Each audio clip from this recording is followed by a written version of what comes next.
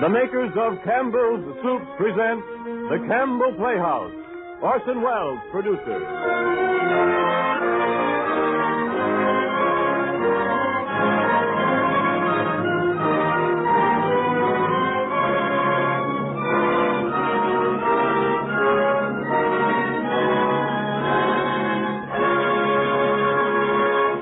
Good evening, listeners. This is Ernest Chappell speaking. Tonight, Orson Welles and the Campbell Playhouse observe a Campbell tradition of long standing. They bring you Charles Dickens' well-loved tale of Yuletide, A Christmas Carol. 4 years ago, the makers of Campbell's Soups went shopping for a Christmas present to give to all their friends. They found it in this story, Charles Dickens' embodiment of the very spirit of Christmas.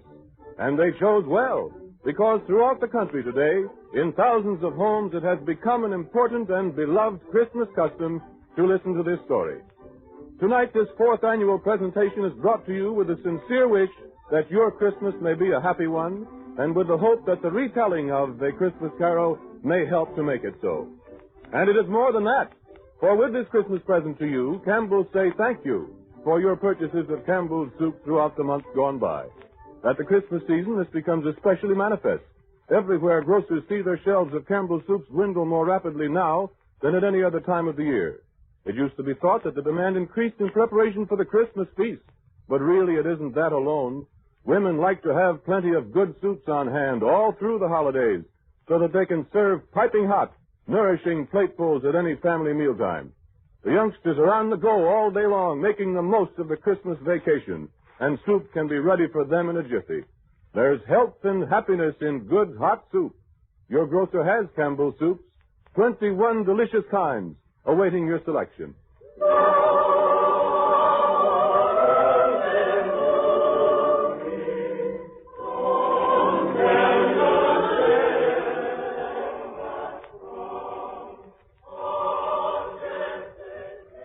And it came to pass in those days that there went out a decree from Caesar Augustus that all the world should be taxed. And all went to be taxed, every one into his own city. And Joseph also went up from Galilee, out of the city of Nazareth into Judea, unto the city of David, which is called Bethlehem, because he was one of the house of the lineage of David, to be taxed with Mary, his espoused wife, being great with child. And so it was, that while they were there, the days were accomplished that she should be delivered. And she brought forth her firstborn son, and wrapped him in swaddling clothes, and laid him in a manger, because there was no room for them in the inn. And there were in the same country shepherds abiding in the field, keeping watch over their flock by night. And lo, the angel of the Lord came upon them, and the glory of the Lord shone round about them, and they were sore afraid. And the angel said unto them, Fear not, for behold, I bring you good tidings of great joy, which will be to all people. For unto you is born this day in the city of David a Savior, which is Christ the Lord. And this shall be a sign unto you. You shall find the babe wrapped in swaddling clothes, lying in a manger. And suddenly there was with the angel a multitude of the heavenly host, praising God and saying, Glory to God in the highest, and on earth peace, goodwill toward men. Since the days of Caesar Augustus, all people have celebrated by joy the great joy which shall be to all people. For unto us was born this day in the city of David a Savior, which is Christ the Lord. And on this day, at least in the calendar of our year, we affirm the glory of our God by the laughter of our children. Every nation, according to its character and its taste, by some gift of gaiety, has enriched the tradition of this our solemnest festival. And because America is what it is, we are the fortunate heirs of the accumulated customs of almost 2,000 years of keeping Christmas. The best songs that have been sung are sung by us. The best games that have been played, we play, and the best stories ever told are ours to tell. The storytelling has persisted as a Christmas ritual in spite of the printing press, a the ceremony as hilarious and as serious as hanging the stocking, dressing the tree, and kissing under the mistletoe. And because Christmas is first of all for children, Christmas stories are fairy stories first of all.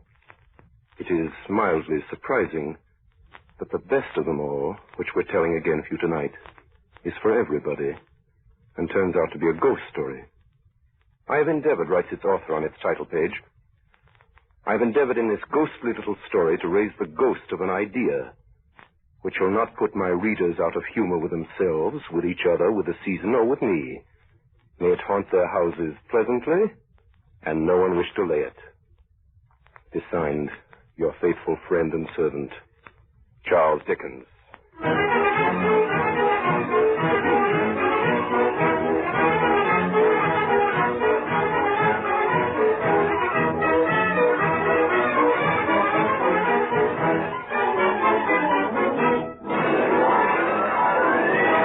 Marley was dead to begin with. There's no doubt whatever about that. The register of his burial was signed by the clergyman, the clerk, the undertaker, and the chief mourner. Scrooge signed it, and Scrooge's name was good upon change for anything he chose to put his hand to. Old Marley was as dead as a doornail. Scrooge knew he was dead. Of course he did. Scrooge and Marley were partners.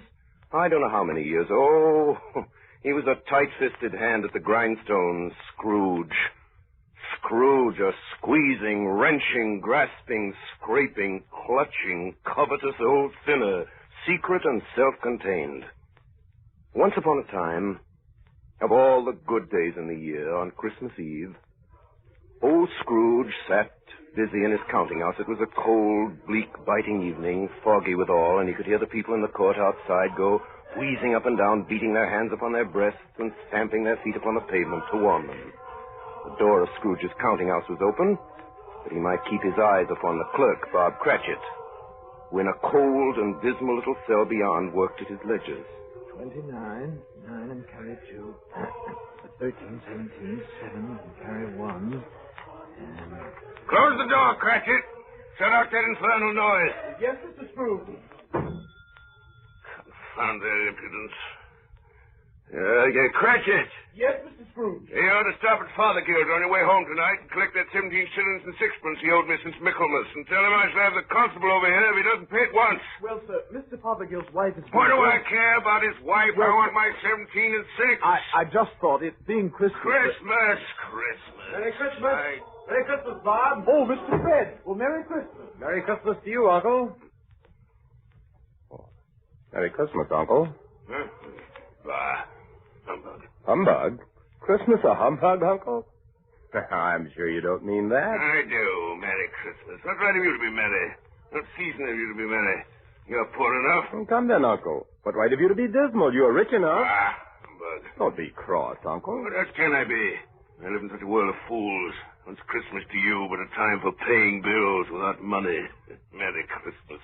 A time for finding yourself a year older and not an hour richer. If I could work my will, every idiot who goes about with Merry Christmas on his lips should be boiled with his own pudding and buried with a stake of his own holly through his heart. But, Uncle. nephew, keep Christmas in your own way. Let me keep it in mine. Keep it. But you don't keep it. Hey, let me leave it alone, then. What do you want, nephew? Christmas gift, I've no doubt. I came to wish you a Merry Christmas, Uncle. Merry Christmas. Much good may Christmas do you. Much good has it ever done you. There are many things from which I've derived good, by which I have not profited, I dare say, Uncle. Christmas among the rest.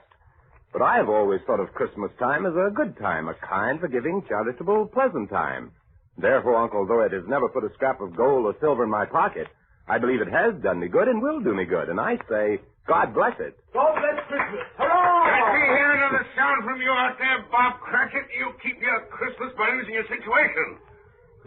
It's you, nephew. I wonder you don't go into Parliament. Talk enough nonsense. Don't be angry, Uncle. I want nothing from you. I ask nothing of you. Why can't we be friends? Good afternoon. I'm sorry you feel that way. Well, I've tried. Merry Christmas to you, Uncle. Good afternoon. And Happy New Year, too. Humbug. Merry Christmas to you, Bob, and the missus. And to Tiny Tim. Thank you, Mr. Fred. Same to you, sir. Good day, sir. Good day, Bob. Merry Christmas, Uncle Ebenezer. What little nonsense. Flummery. Talking of Christmas, not Another sixpence to jingle against another in his trousers pocket. You there, Bob Cratchit? You there? Yes, what are you doing in there? Oh, I was only putting a bit more coal on the fire, Mr. Scrooge, seeing it's so cold in here, sir. You put that coal back in the scuttle. Yes, sir. Fire. Fire indeed. I can tell you, if you use coal at that rate, you and I will be soon parting company, Bob Cratchit. Do you understand that? Many a young fellow like your situation, you know. I'm sorry, sir. My fingers were getting a little stiff with the cold. Then put on your mittens. Merry Christmas! Merry Christmas! Someone at the door. See who it is. Yes, sir. Merry Christmas, sir. Merry Christmas. Yes, sir? This is the firm of Scrooge and Marley. Yes, sir. I should like to see the head of the firm, if I may. Oh, very good, sir. Step this way, please. Yeah, what is it? A gentleman to see you, Mr. Scrooge. Huh? Have I the pleasure of addressing Mr. Scrooge or Mr. Marley? Well, Marley's been dead these 7 years tonight. Oh. And I'm Scrooge, though I doubt that'll be any pleasure to you, sir. I'm sure it will. Now, Mr. Scrooge, at this season of the year, it's only fitting that we who are more fortunate should raise a fund to buy the poor some meat and drink and means of warmth. You may not believe it, sir, but many thousands are now in want of common necessities, and hundreds of thousands are in want of comfort, sir. Are there no prisons? There are plenty of prisons, sir. And the workhouses, they're still in operation, I trust? I wish I could say they are not, but they are, sir. The treadmill and the poor law are in full vigor, then? Both very busy. I'm very glad to hear that. I was afraid from what you said at first that something had occurred to stop them in their useful course. Now, sir, what do you want with me? Well, Mr. Scrooge, a few of us are endeavoring to raise a fund for the poor and destitute. What shall I put you down for? Nothing. You wish to be anonymous, sir? I wish to be let alone. I don't make merry at Christmas time, and I can't afford to help make idle people merry. I help to support the establishment and take care of the poor. They cost enough that those who are badly off go there. Well, many can't go there, sir, and many would rather die. And let them do so and decrease the surplus population. Besides, how do I know that's true? You might know it someday, Mr. Scrooge. Not my business. It's enough for a man to understand his own business, enough to interfere with other people. Mine occupies me constantly. Good afternoon, sir. Cratchit, show this gentleman out. Cratchit! Yes, sir. This way, sir, please. Oh, excuse me, sir. I couldn't help overhearing. I should like to contribute tuppence. It's all I can afford. But if there are others in worse situation than I... You're a generous fellow. I wish I might say the same of your employer. Good afternoon, sir. Good day. Merry Christmas. Good afternoon, sir. And a Merry Christmas. 15, 24, 31, 1 and carry 3. 17, 22, 33, 3 and carry 3. 4, 7, 8, Cratchit! 12, 13. Cratchit! Yes, sir. Cratchit. Too late to have it go to Fothergill's. He'll be closed up for Christmas like these other fools. And we'll close up this place now. Yes, sir. It is getting a little dark. Hard to see the figures. I suppose you want the entire day tomorrow. That's it. If quite convenient, sir. Not convenient, and it's not fair. If I was to stop half a crown of your wages for it, you'd think yourself ill-used, I'll be bound. Well, sir. And yet you don't think me ill-used when I pay a day's wages for no work. It's only once a year. Yeah, sir. once a year. Once a year, indeed. A fine excuse for picking a man's pocket every 25th of December. I suppose you must have the whole day. I'll see that you're here all the earlier the next morning. You understand? Oh, I will, sir. I will. Well, good night, sir. Good night, good night. Merry Christmas, Mr. Scrooge. Bah!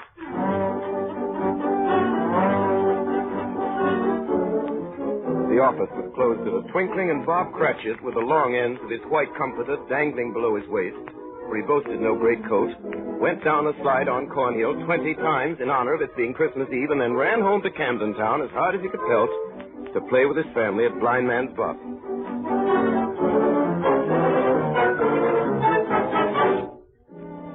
Scrooge, on the other hand, took his melancholy dinner in his usual melancholy tavern, and having read all the newspapers, and spent the rest of the evening with his banker's book, went home to his dismal house. The yard was so dark that even Scrooge, who knew its every stone, had to grope with his hands. The fog and frost hung about the black old gateway of the house. Darkness is cheap, and Scrooge liked it. Before he shut his heavy door, he walked through his rooms to see that all was right. Sitting room, bedroom, lumber room, all as they should be. Nobody under the table, nobody under the sofa. Small fire in the grate of his bedroom, spoon and basin ready, and a little saucepan of gruel upon the hob. Nobody under the bed, nobody in the closet. Closed his door and locked himself in. Double locked himself in. then took off his cravat, put on his dressing gown and slippers and his nightcap, and sat down before the fire to take his gruel. It was a very low fire indeed, nothing on such a bitter night, not even enough to kindle a glow of light in the cheerless room. Scrooge stretched his numb fingers over the wretched fire.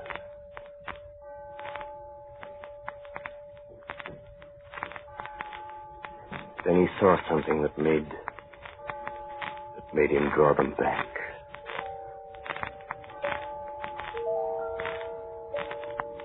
Slowly the meager embers dissolved before his astonished eyes, dissolved into a face, a ghostly face, but one that Scrooge recognized as the face of Marley.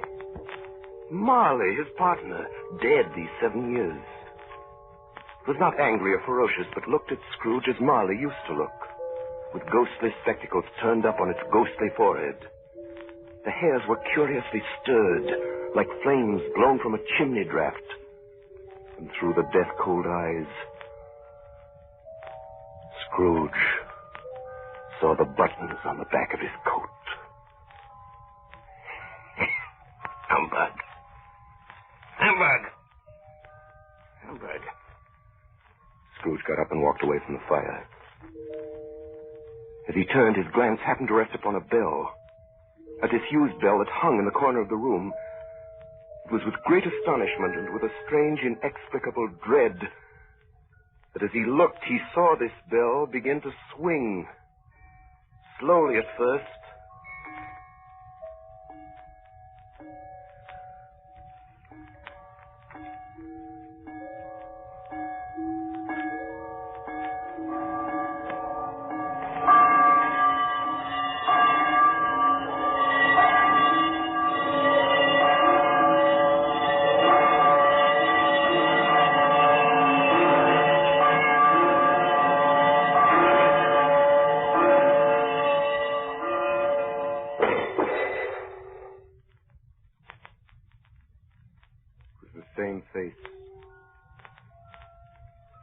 The same face he had seen in the fire, Marley's face.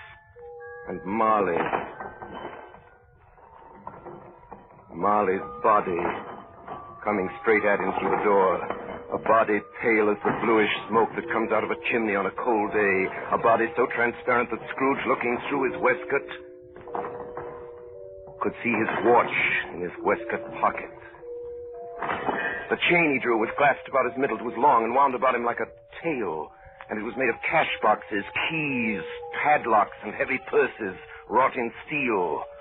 Even now, Scrooge would not believe his eyes. The ghost advanced towards him. Ebenezer Scrooge. Ebenezer Scrooge. Marley, what do you want with me? Much. Who are you? Ask me who I was. Who were you then? You're particular for a ghost. In life, I was your partner, Jacob Marley. Jacob Marley, but you're dead.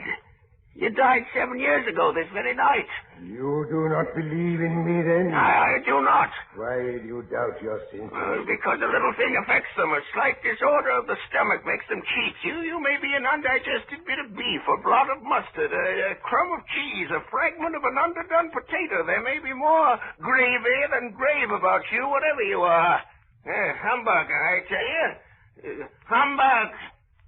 At this, the spirit, taking the bandage off from it round its head, as if it were too warm to wear indoors, its lower jaw dropped upon its breast. Man of the worldly mind, do you believe in me now? I do, Jacob, I do.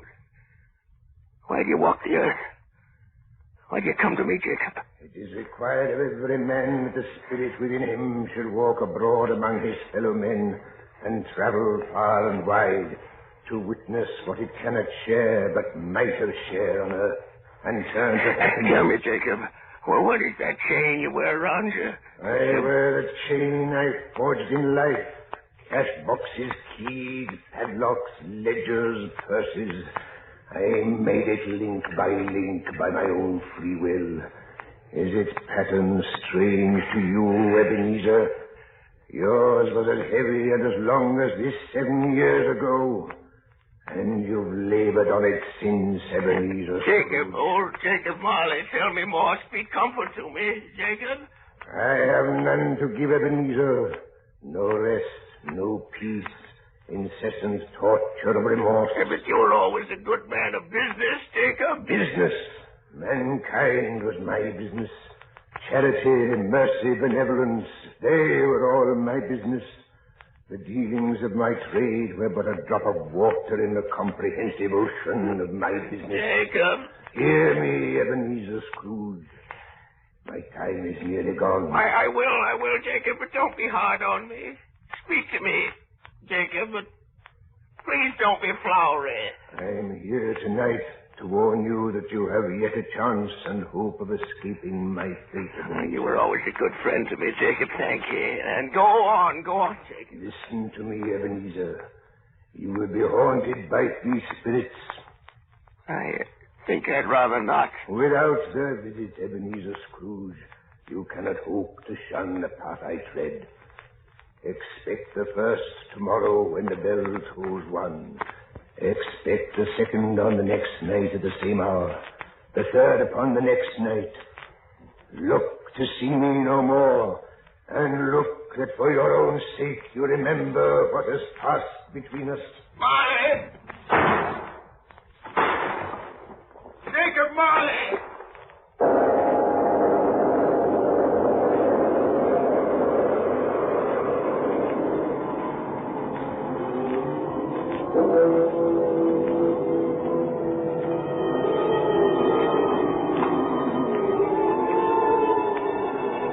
Scrooge awoke.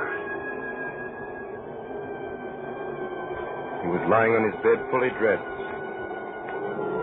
when suddenly the curtains of his bed were drawn aside, and Scrooge found himself face to face with the unearthly visitor who drew them, as close to it as I am now to you, and I am standing in the spirit at your elbow. It was a strange figure, like a child, yet not so like a child as like an old man. Its hair, which hung about its neck and down its back, was white as if with age. And yet the face had not a wrinkle in it, and the tenderest bloom was on the skin. The arms were long and muscular, the hands the same, as if its hold were of uncommon strength. Its dress was of the purest white, trimmed with summer flowers. It held a branch of fresh green holly in its hand. But the strangest thing about it was that from the crown of its head there sprang a clear jet of light, by which all this was visible, and which was doubtless the occasion of its using in its duller moments a great extinguisher for a cap, which it now held under its arm. Ebenezer Scrooge. Ebenezer Scrooge. Are you the spirit whose coming was foretold to me? I am. Who and what are you? I am the ghost of Christmas past. Long past? No, your past. What business brings you here? What do you want of me? Your welfare. Ebenezer Scrooge, rise and walk with me. No, not the window. I'm mortal. I fall down. Bear but a touch of my hand, bear upon your heart, and you shall be upheld in more than this. Come, follow me. Let us go.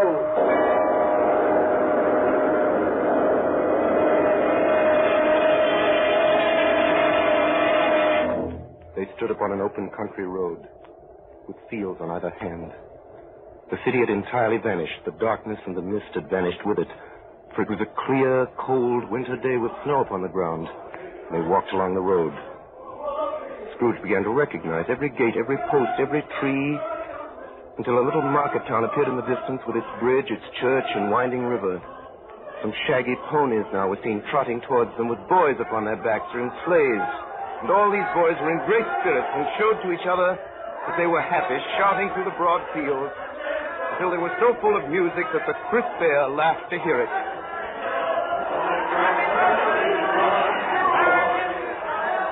And there stood old Scrooge in his dressing gown and slippers and nightcap on the hill, and beside him the spirit of Christmas past. And now the spirit spoke again. Not all the boys and girls were singing on that Christmas day, were they, Ebenezer Scrooge? See the bleak building over there? That building? I was a boy there. Yeah, I went to school in that place. You recollect the way? I could walk it blindfold. Strange you have forgotten it for so many years. Come, let us go closer. Look through the window into this cold, barren room. What do you see, Ebenezer Scrooge? I see a boy. A solitary child, neglected by his friends, sitting alone, a book open before him. Yes, I see. I know that boy. I was lonely. Poor boy. Your lip is trembling, Scrooge. And what's that on your cheek? Nothing. I wish I was too late now. What is the matter? Nothing. There were some boys singing a Christmas carol at my door last night. I should like to have given them something, that's all. That is all? Come, Ebenezer Scrooge. Let us see another Christmas.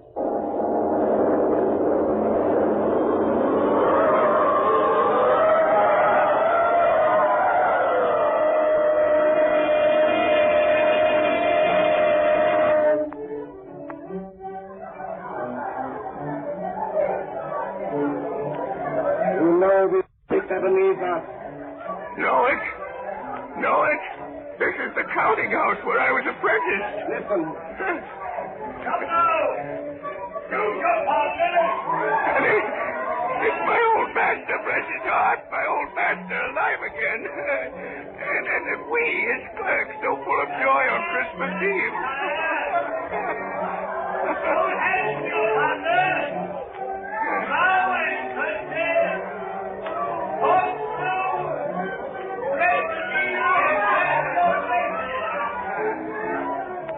Look, Scrooge.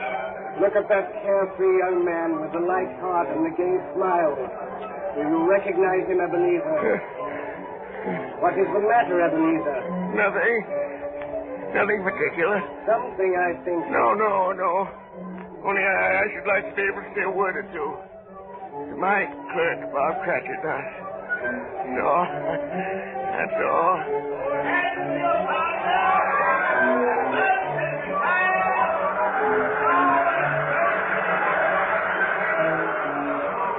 My time grows short, and we have yet another journey to make. Where now? Come.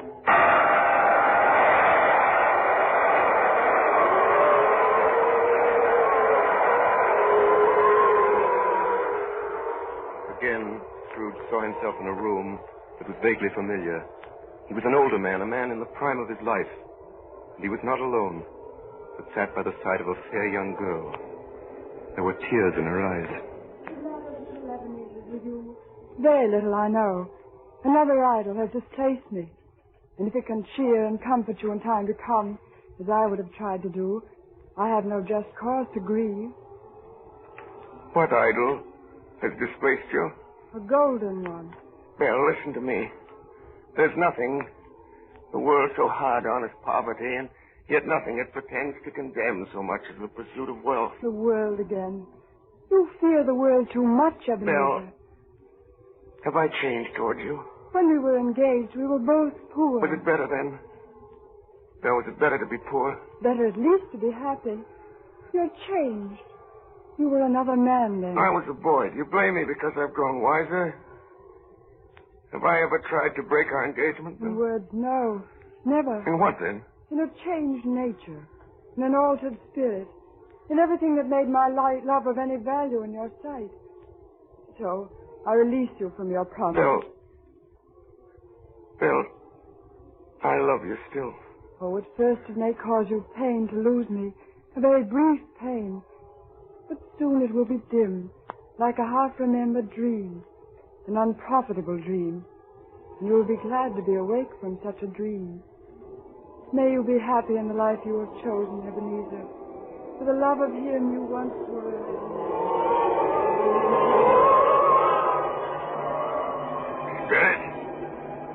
Spirit, it is enough. Show me no more. These were shadows of the things that have been. that they are what they are. Do not blame No me. more, no more. One shadow more. Come.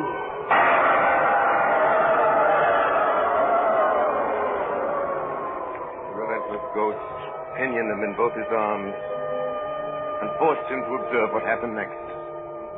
They were in a room not very large or handsome, but full of comfort. All around them were the voices of children talking and laughing. And before the window fire sat a beautiful young girl, so like the last that Scrooge believed it was the same, until he saw her, the girl he had been betrothed to, now a handsome middle-aged woman sitting with her husband at their own fireside. Do you see this man, Ebenezer Scrooge? This man might have been you. And that girl might have been your daughter, Ebenezer Scrooge. He might have called you father. He might have been a springtime in the haggard winter of your life. Spirit, let me go. Show me no more. Listen now while they speak, Ebenezer. Oh, I saw an old friend of yours today. Who was it? Yes. How can I? Oh, I know. Mr. Scrooge. Mr. Scrooge it was. I passed his office window. It wasn't shuttered, and there was a candle inside, so I couldn't help seeing him. His partner lies at the point of death, I hear. And there Scrooge sat, all alone. Quite alone in the world, I do believe. Spirit! Spirit, reward me! Haunt me no more! Leave me! Take me back! Take me back!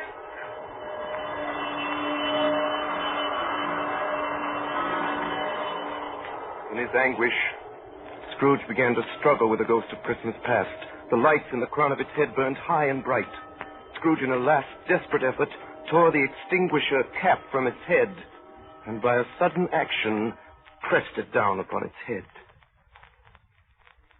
And Scrooge was conscious of being exhausted and overcome by irresistible drowsiness. And further, of being in his own bedroom.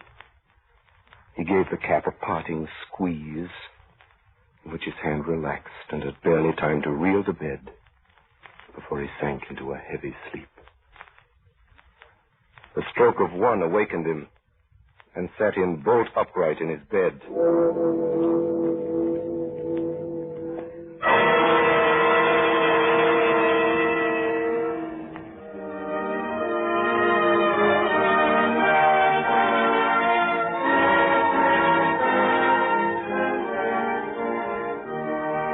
We pause now for station identification. This is the Columbia Broadcasting System.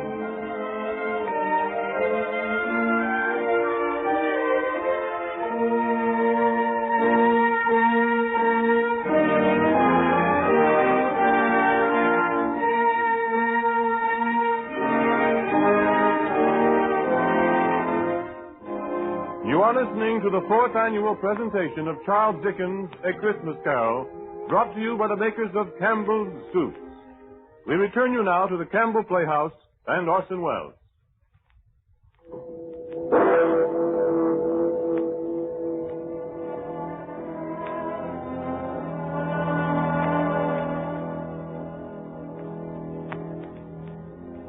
On the stroke of one, Scrooge had awakened suddenly, and it sat him bolt upright in his own bed. He remembered the words of Marley's ghost, and wondered from which direction the second specter would appear. He drew aside the curtains and established a sharp lookout all around the bed. At that moment, nothing between a baby and a rhinoceros would have astonished him very much. Now, being prepared for almost anything, he was not by any means prepared for nothing, and consequently, when no shape appeared, he was taken with a violent fit of trembling. 5 minutes. 10 minutes. A quarter of an hour went by, yet nothing came. And all this time he sat upon the bed with his nightcap upon his head, the very core and center of a blaze of ruddy light which streamed upon it. Being only light, this was more alarming than a dozen ghosts. As he was powerless to make out what it meant, he began to think that the source of this ghostly light might be in the adjoining room, from whence, on further tracing, it seemed to shine. He got up softly and shuffled in his slippers to the door. It was his own sitting room, there was no doubt about that. But it had undergone a surprising transformation. The walls and ceiling were so hung with living green that it looked a perfect grove, from every part of which bright gleaming berries glistened, and such a mighty blaze went roaring up the chimney as had never been known in Scrooge's time or for many and many a winter season gone. Heaped upon the floor to form a kind of throne were turkeys, geese, game, poultry, great joints of meat, sucking pigs, long wreaths of sausages, mince pies, plum puddings, barrels of oysters, red-hot chestnuts, and seething bowls of punch that made the chamber dim with their delicious steam. And in easy state upon this couch, there sat a jolly giant, glorious to see, who bore a glowing torch in shape not unlike Plenty's horn, and held it up high up to shed its light on Scrooge as he came peeping round the door. Come in, Ebenezer Scrooge. You know me better, man. Yeah. I am the ghost of Christmas present. Look upon me. You've never seen the like of me before. Spirit, conduct me where you will. I went forth last time on compulsion and learned a lesson which is working now. If tonight you have anything to teach me, let me profit by it. Touch my robe, Ebenezer Scrooge. Touch my robe.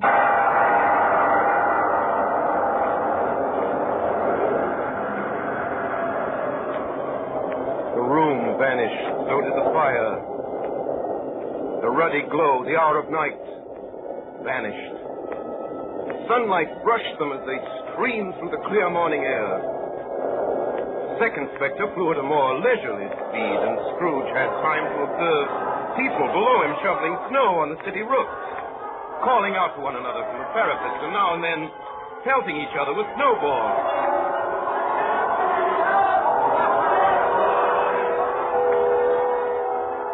In the streets below them, the poulterers' shop was still half open, and the fruiterers were radiant in their holiday glory. Scrooge and his ghostly guide circled the tall spires as the people, all good people, all to church and chapel.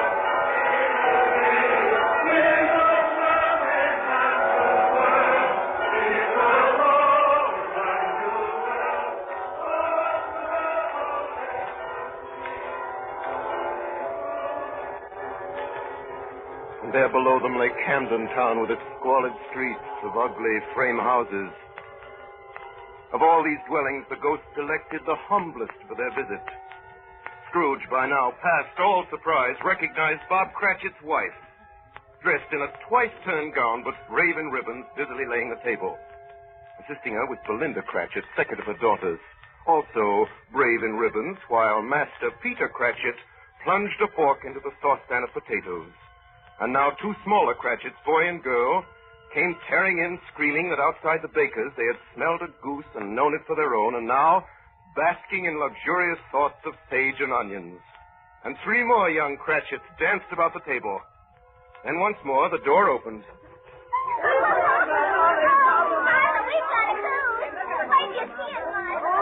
Quiet, children, quiet.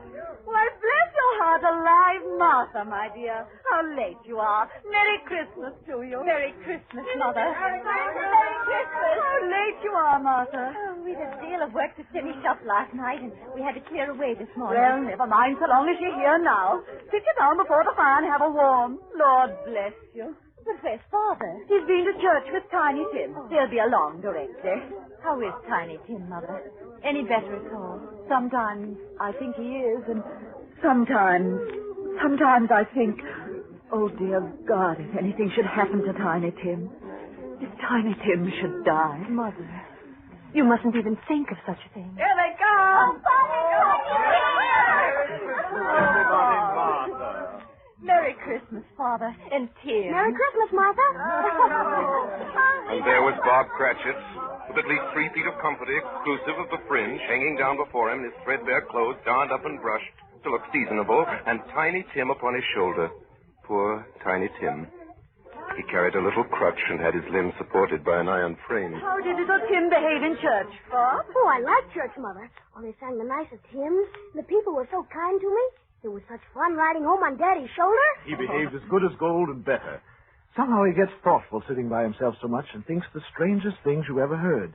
He told me coming home that he hoped people saw him in church because he was lame, and it might be pleasant for them to remember on Christmas Day who made lame beggars walk and blind men see. Tim, you darling. Mother. Oh, yes, children, all ready. Come, take your places and wait your turn. There's plenty of stuffing and dressing and plum pudding for all of you. Now, Martha, you take care of Tiny Tim, that's right, and see that he eats plenty. He must get strong and well. Now shall we say grace? Yes, Bob. Our Father who art in heaven, we thank thee for the daily bread which in thy mercy thou dost give to us. Bless us this Christmas day, keep us all together, so that for many years to come we may unite here to do thy will and praise thy name.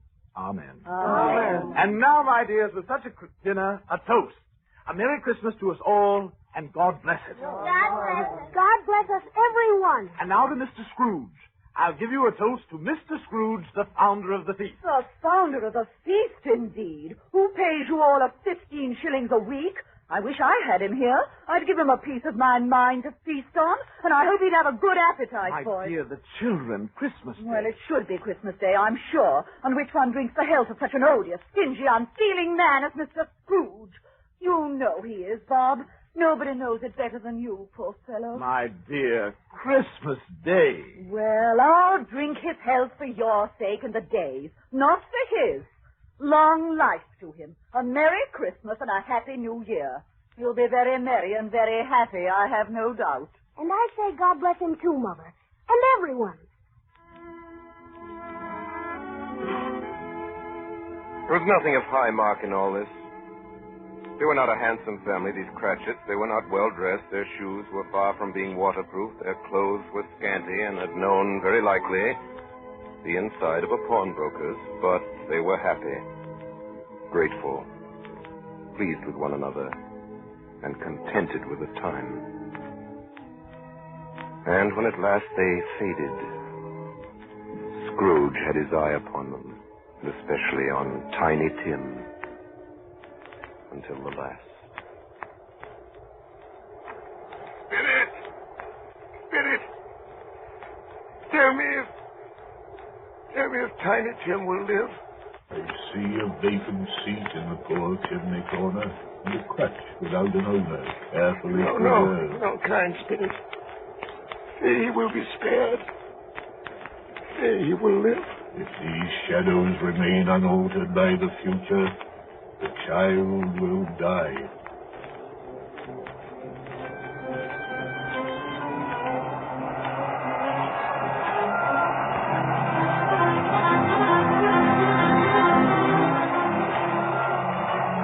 Many calls Scrooge made that night with the ghost of Christmas presents. Now he stood upon a bleak and desert moor where monstrous masses of rude stone were cast about as though it were the burial place of giants. Down in the west, the setting sun had left a streak of fiery red which glared upon the desolation for an instant like a sullen eye, then was lost in the thick gloom of darkest night. A light shone from the window of a hut. Passing through the wall of mud and stone, they found a cheerful company assembled around a glowing fire. An old man and woman with their children and their children's children, all decked out gaily in their holiday attire. In this great Ebenezer Scrooge, the miners live who labor in the bowels of the earth. Still, they know me. You hear? Spirit did not tarry here, but bade Scrooge hold his robe. And passing on above the moor, they sped on. Whither? Not to see. To see. To Scrooge's horror. Looking back, he saw the last of the land. Below him were the waves breaking upon a frightful range of rocks. But built upon a dismal reef of sunken stones, some league or so from shore, there stood a solitary lighthouse. Great heaps of seaweed clung to its base, and storm birds, born of the wind, rose and fell about it like the waves they skimmed. Again, the ghost sped on above the dark and heaving sea. On and on until they lighted on a ship. They stood beside the helmsman at the wheel, the lookout in the bow, the men who had the watch. Dark, ghostly figures in their several stations.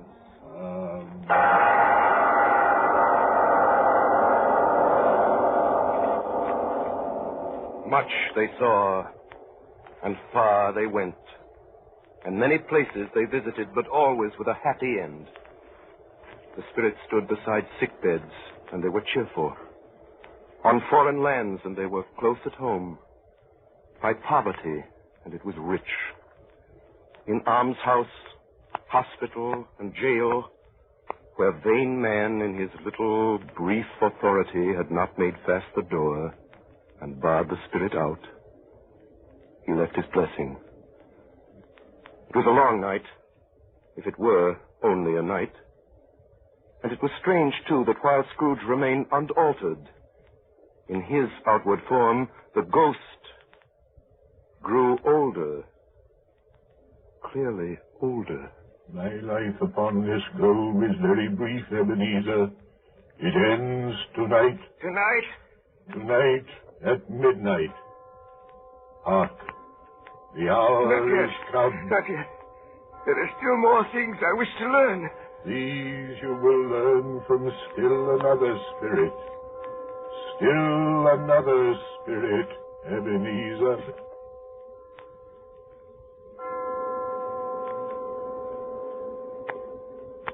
Scrooge looked about him, the ghost. It had vanished. And he found himself once more in his bed, in his dressing gown and his nightcap on his head. He heard the clock strike.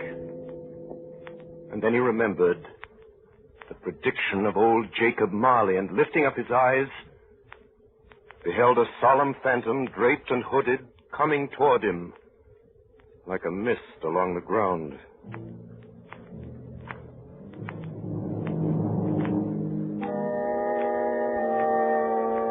The spirit slowly, gravely, silently approached. In the very air through which it moved, it seemed to scatter gloom and mystery. I am the ghost of Christmas yet to come. Ebenezer Scrooge, I am about to show you the shadows of the things that have not happened, but will happen in the time before us. Ghost of the future! I fear you more than any specter I've seen. Lead on! Lead on! The night is waning fast, and it is precious time.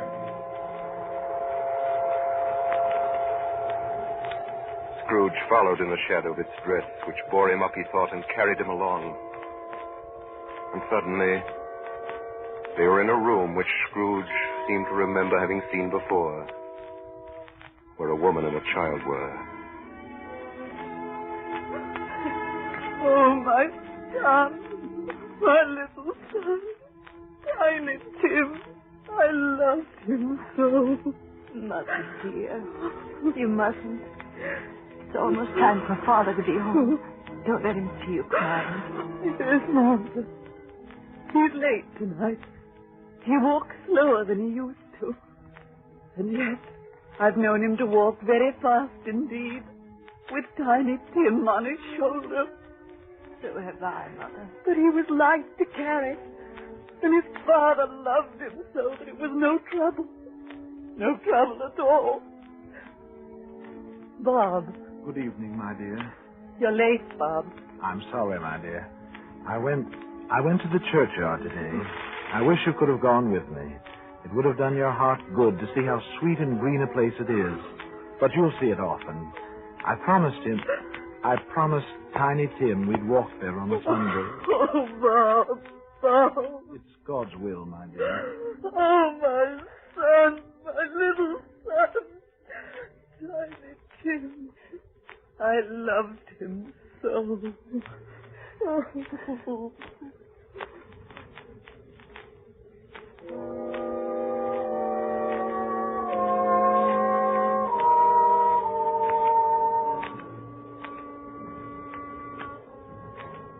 Scrooge tried to break through the shade that held him to talk with Bob Cratchit, to speak some word of comfort, but the sleeve of the ghost of Christmas yet to come passed in front of him and shut the family from his view. And now they were in an obscure part of the town where Scrooge had never been before. The ways were foul and narrow, the shops and houses wretched, the people drunken, slipshod, ugly. The whole quarter reeked with crime, with filth and misery. Deep in this den of infamous resort, there was a low-browed, beetling pawn shop where iron, old rags, and bottles were bought. And there was an old charwoman standing at the counter. Undo my bundle, Joe. I ain't Scrooge. Didn't I have nothing catching, eh? Don't be afraid. I ain't so fond of his company that I'd take a chance at that. You may look through that shirt till your eyes ache, and you won't find a hole in it. The best he had, and a fine one, too.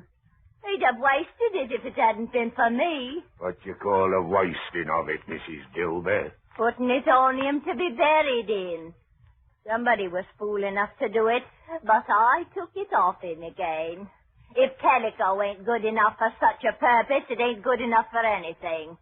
It can't look uglier than he did in that one, the old horror. And here's his bed curtains.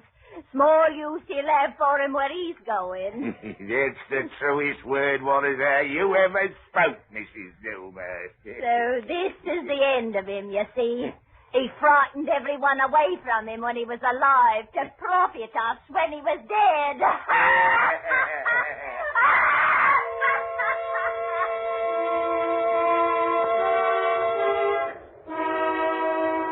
The phantom spread its dark robe before him for a moment like a wing, and withdrawing it revealed another place, a churchyard walled in by houses, overrun by grass and weeds, choked up with too much burying, fat with repleted appetite.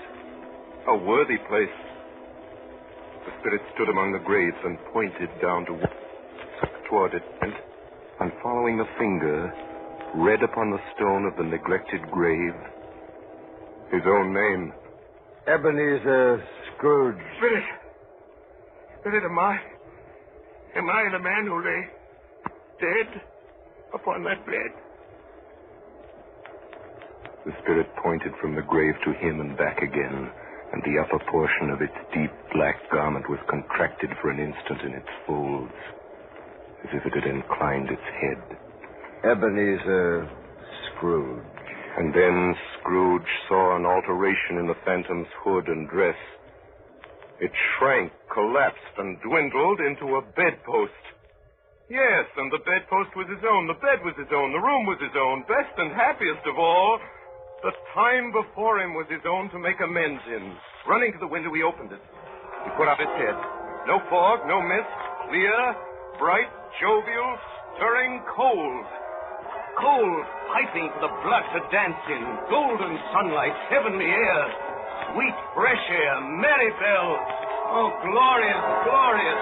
Boy, what's today? Hey, what's that, sir? What day is it, my fine fella? Today? Why, it's Christmas Day. Christmas Day? Christmas Day that I haven't missed it. It's done it all in one night. All in one night. I don't know what to do. I'm as light as a feather. I'm as happy as an angel. I'm as merry as a schoolboy. Merry Christmas to everybody. Happy New Year. Happy New Year to all the world.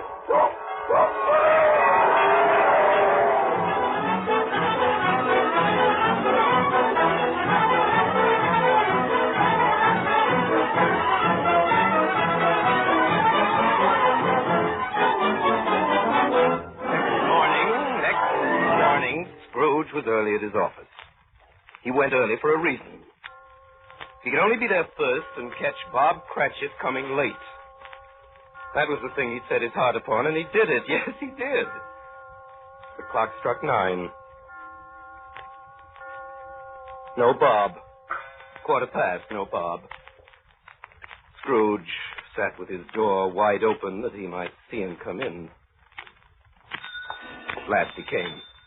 Hat was off before he opened the door. His comforter, too. He was on his stool in a jiffy, grinding away with his pen as if he were trying to overtake 9 o'clock. 8 and 7 and 15 carry the 1, 24 carry the 2, 31 and 5, 36, 4, 7. Hello? You, Cratchit. Yes, sir. Cratchit? Step this way, Cratchit, please. Yes, sir. Cratchit. What do you mean by coming in at this time of day? I'm very sorry, sir. I am behind my time. There you are. Yes, I think you are. It's only once a year, Mr. Scrooge. It shall not be repeated. I was making rather merry yesterday, sir. Now, I'll tell you what, my friend. I'm not going to stand this sort of thing any longer. Therefore, Bob Cratchit, I'm about to raise your salary. Are you quite yourself, sir? No, thank heaven, I'm not quite myself. Merry Christmas, Bob. Merry Christmas, my good fellow. A Merry Christmas, and I've given you for many a year. I'll raise your salary, and we'll see what we can do for Tiny Tim and the rest of your family. We'll discuss it this very afternoon over a Christmas bowl of smoking bishop, Bob. Make up the fires, make 'em up, and buy another coal scuttle before you dot another eye. Bob Cratchit.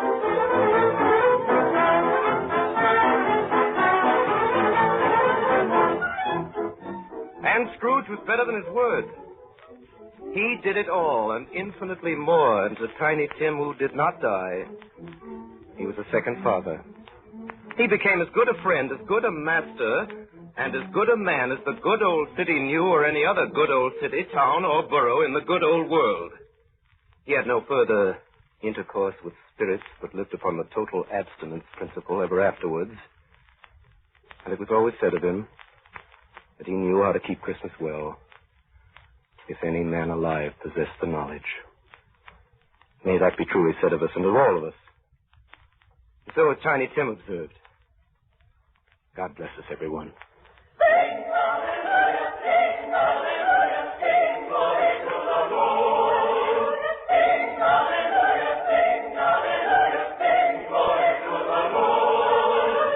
Sing hallelujah, sing hallelujah, sing glory to the Lord.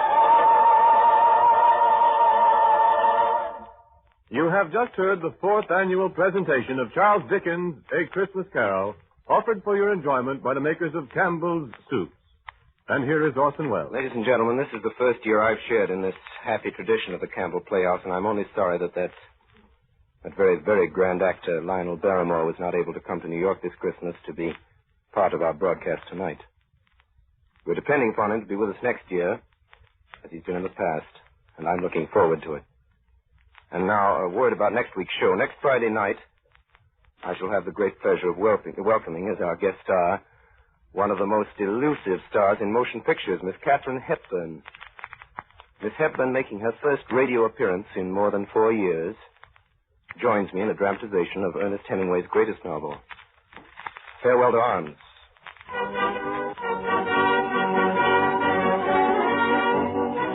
Ladies and gentlemen, the night before Christmas, and all through the Campbell Playhouse, not a creature is stirring that doesn't wish you a Merry Christmas.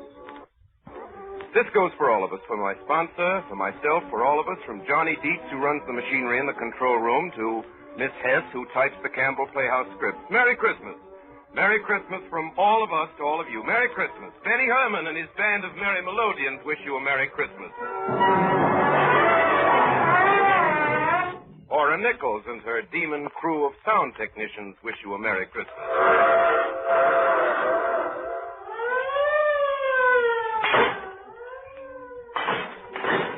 Orson Welles and his considerable aggregation of dramatic talent, including Hiram Sherman, who played Bob Cratchit, Ray Collins, who was the man who asked for alms, Frank Reddick, who was the ghost of Christmas yet to come, Eustace Wyatt, who was the ghost of Christmas present, Arthur Anderson, who was the ghost of Christmas past, Al Shirley, who was Marley's ghost, Alice Frost, who was the charwoman, Brenda Forbes, who was Mrs. Cratchit, Joseph Cotton, who was Nephew Fred, Anna Stafford, who was Belle, Kingsley Colton, who was Tiny Tim, and George Spelman, who was Mr. Fezwig. All wish you a Merry Christmas. Merry Christmas! And finally, as Tiny Tim says, God bless us, everyone.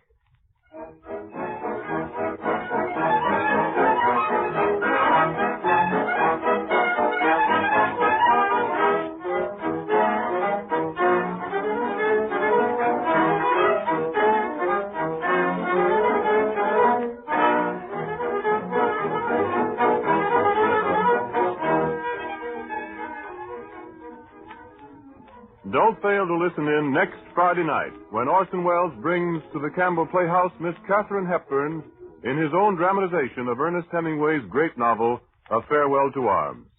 This is Ernest Chappell wishing you all a very Merry Christmas on behalf of the makers of Campbell's Soups.